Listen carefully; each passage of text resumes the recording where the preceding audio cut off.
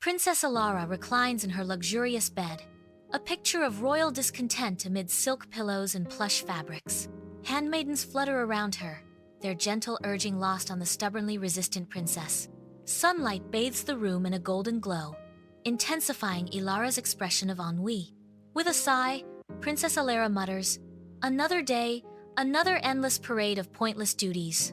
In a jarring shift, Elara's bed materializes in a muddy pigsty, the silk nightgown instantly soiled.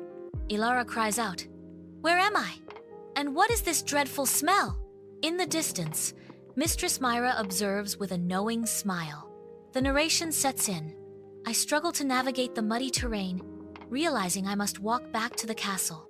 Amidst the submerged village, Elara, a beacon of resilience, navigates the chaos, her determination cutting through the despair.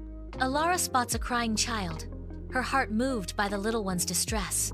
Kneeling, she embraces the child, offering comfort and solace. "It's all right, little one. We'll get through this together." In this moment of connection, Elara's face reflects a profound empathy, a newfound purpose kindled in the face of adversity.